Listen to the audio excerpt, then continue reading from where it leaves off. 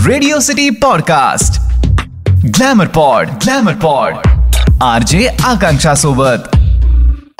कधी कधी काही प्रश्न असे येतात ना समोर की त्यावरती उत्तर देणं गरजेचं असतं, कारण की बात अपनी स्किन की है यार. इव्हेंच्युअली आकांक्षाला ऐकत आहात तुम्ही सध्या ग्लॅमर पॉडच्या या आपल्या पुढच्या भागामध्ये, आणि आजचा विषय सुद्धा तसाच आहे. खूप लोकांना ना कन्फ्युजन असतं बरं का, की हिवाळ्यामध्ये, उन्हाळ्यामध्ये आणि पाऊस पडत असताना आभाळ आलेला आहे, तर अशा वेळी आपण स्किनची काळजी घेण्यासाठी सनस्क्रीन लावायचं की नाही, ते रोज लावायचं का, ते पावसाळ्यात लावायचं का, आभाळ आलेलं असताना लावायचं का, जेव्हा सूर्य दिसतच नाहीये, 4-4 दिवस कंटिन्यू पाऊस पडतोय तरी सुद्धा सनस्क्रीन लावायचं का. तर या सगळ्या प्रश्नांची उत्तरं जी आहेत ती तुम्हाला आज आपल्या या ग्लॅमर पॉडच्या एपिसोडमध्ये मिळणार आहेत. आकांक्षासोबत आहात तुम्ही सध्या, आणि सगळ्यात महत्त्वाचा पॉईंट, या प्रश्नाचं उत्तर जर हो की नाही मध्ये द्यायचं असेल तर हो, सनस्क्रीन लावणं हे गरजेचं आहे कुठल्याही क्लायमेटमध्ये.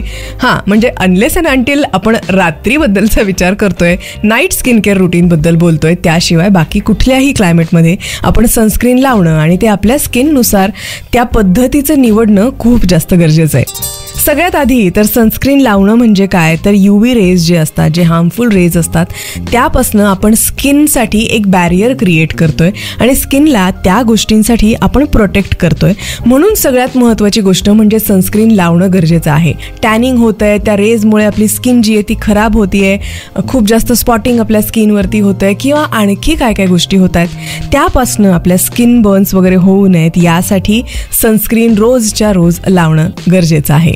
आता पुढचा मुद्दा, बऱ्याच वेळा ना आपल्या स्किनवरती खूप जास्त एजिंग झालेले साईन्स आपल्याला दिसतात. आपलं वय तेवढं झालेलं नसलं तरी सुद्धा रिंकल्स दिसायला लागतात, स्पॉट्स दिसायला लागतात, स्किन जी आहे ती डल झालेली, स्किनचं डिस्कलरेशन झालेलं, हे आपल्याला खूप वेळा पाहायला मिळतं. आणि त्यामागचं कारण काय असतं, तर हार्मफुल रेजपासून आपण आपल्या स्किनला प्रोटेक्ट केलेलं नाहीये, आपण सनस्क्रीन यूज करत नाही.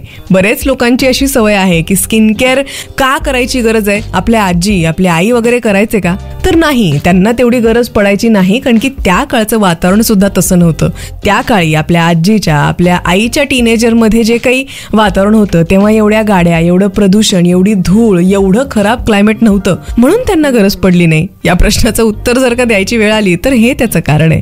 आणि आता आपल्याला का एवढं स्किन केअर रुटीन करावं लागतंय, तर एक तर आपलं डाएट खराब झालंय, आपलं लाईफस्टाईल खराब झालंय, आपलं स्क्रीनचं एक्सपोजर जे आहे ते खूप प्रमाणामध्ये वाढलेलं आहे, आणि आपण या गोष्टींना इतकं जास्त निग्लेक्ट करतो ना की ते आपल्या डे टू डे लाईफचा भाग झालाय आणि त्याचा आपल्यावरती परिणाम होतो असं आपल्याला वाटतच नाही. म्हणून जरा आता स्किनची काळजी घेण्यासाठी आपल्याला काही या एक बेसिक प्रिकॉशन्स, बेसिक टिप्स ज्या आहेत त्या इम्प्लिमेंट करणं गरजेचं आहे. आणि त्यातलं सगळ्यात पहिलं महत्त्वाचं म्हणजे जसं आपण आज बोलतोय ते म्हणजे सनस्क्रीन. पुढचा मुद्दा म्हणजे आपल्या स्किनसाठी होणारे जे काही स्किनचे इश्यूज होणारे आहेत किंवा स्किन कॅन्सर्स वगैरे होणार आहेत, या UV रेजमुळे जी आपली स्किन डॅमेज होणार आहे त्यापासून आपल्याला स्किनला वाचवायचं आहे, आपल्या चेहऱ्याला वाचवायचं आहे. आपल्या शरीरावरचा जो कुठला ओपन पार्ट असतो, आपले हात, पाय, चेहरा, मान, गळा, हे आपण ओपन पार्ट्समध्ये कन्सिडर करतो, आणि बाकी आपलं शरीर जे आहे ते कपड्यांनी कव्हर केलेलं असतं. सो ओपन पार्ट्सवरती आपल्याला स्किन केअर रुटीनमध्ये सनस्क्रीन इन्क्लूड करणं खूप जास्त गरजेचं आहे. आता बऱ्याच लोकांना हाही प्रश्न पडलेला असतो की माझी स्किन जी आहे ती फेअर आहे. बरेच लोक म्हणतात माझी स्किन जी आहे ती डार्क आहे. फेअर स्किनवरती टॅनिंग झालेलं खूप लवकर दिसतं, डार्क स्किनवरती दॅट्स अ बेनिफिट की त्याच्यावरती टॅनिंग वगैरे झालेलं दिसत नाही किंवा लवकर हार्म या स्किनला होत नाही. पण तरीसुद्धा प्रत्येक एका स्किन टाईपनुसार, स्किन कलरनुसार, लाईट असेल, डार्क असेल, तरीसुद्धा स्किन केअरमध्ये सनस्क्रीन प्रत्येकाने लावणं गरजेचं आहे. काही लोकांना ना सनस्क्रीनचा त्रास यामुळे होतो की यार माझी स्किन ना खूप जास्त ऑइली आहे आणि सनस्क्रीन लावलं की ती आणखी जास्त ऑइली व्हायला लागते आणि मला ते आवडत नाही, किंवा माझी स्किन जी आहे ना ही खूप जास्त ड्राय आहे आणि मग त्याच्यामध्ये ते ॲब्झॉर्ब होऊन जातं आणि मग नंतर त्याचा काहीच इफेक्ट दिसत नाही, नंतर तेल वर आल्यासारखं दिसतं. या काही इश्यूजमुळे सुद्धा बरेच लोक सनस्क्रीन लावणं जे आहे ते स्किप करतात. मग त्याच्यामुळे हायपर पिगमेंटेशन होणार आहे, कॉम्प्लेक्शन खराब होणार आहे आपलं, त्याच्यामुळे नंतर सनस्पॉट्स येणार आहेत, स्किनचा टोन जो आहे तो अनइव्हन होणार आहे. आणि अशी स्किन कुणाला आवडते बरं? म्हणजे आजकाल जो ग्लास स्किनचा वगैरे माहोल आहे ते सगळं सध्या कल्चर आहे की ग्लास स्किन असली पाहिजे, कोरियन लोकांसारखी स्किन असली पाहिजे. त्यामध्ये जर आपण आपल्या स्किन केअरमधली सगळ्यात महत्त्वाची स्टेप म्हणजे सनस्क्रीन जे आहे ते मिस केलं तर ती स्किन आपल्याला कशी मिळणार आहे? हां, स्किन चांगली राहण्यामध्ये भरपूर जास्त कॉन्ट्रीब्युशन जे आहे ते आपल्या लाईफस्टाईलचं, आपल्या डाएटचं, आपण वर्कआउट करतो का, स्ट्रेस किती आहे, आपण किती झोपतो, या सगळ्यांचा सुद्धा खूप जास्त मॅटर करतं. आणि आपण हायड्रेशन किती मेंटेन करतोय, आपण पाणी किती पितोय, या सगळ्या गोष्टी जेवढ्या जास्त मॅटर करतात तेवढं आपलं स्किन केअर रुटीन सुद्धा मॅटर करतं. आणि त्या स्किन केअर रुटीन मधलं सनस्क्रीन हा मुद्दा जो आहे तो सुद्धा खूप जास्त महत्वाचा आहे. बऱ्याच लोकांना सनस्क्रीन आम्ही लावलंच नाही कधी आयुष्यभरामध्ये आणि मग नंतर त्याचे जे काही साईड इफेक्ट्स आहेत ते नंतर दिसायला लागतात. आता इमिजिएटली दिसले नाही तरी सुद्धा. हो, आणि ऑइली स्किन होते, असं होतं तसं होतं म्हणण्यापेक्षा आपल्या स्किन टाईपनुसार सुद्धा मार्केटमध्ये तसे काही सनस्क्रीन्स आहेत की ऑइल बेस आहेत, वॉटर बेस आहेत, सिलिकॉन बेस आहेत, ज्याच्यामुळे आपली स्किनचं टेक्स्चर जे आहे ते नॉर्मल राहील दिवसभर, असे सुद्धा आहेत. सनस्क्रीनचे स्प्रेज मार्केटमध्ये आलेले आहेत पूर्ण बॉडीवरती लावायचं असेल तर. आणि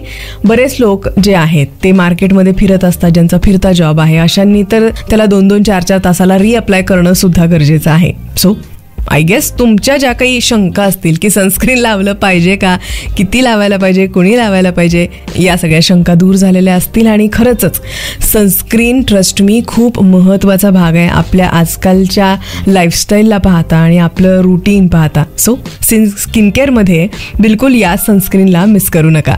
मला वाटतंय बऱ्यापैकी काही सनस्क्रीन रिलेटेड इश्यूज, काही प्रश्न तुमचे या एपिसोडमध्ये सॉल्व्ह झाले असतील.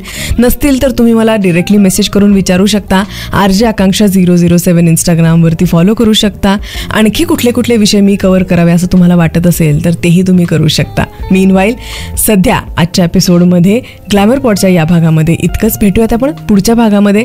ऐकत रहा glamour pod with RJ Akanksha. Radio city podcast glamour pod RJ आकांक्षा सोबत.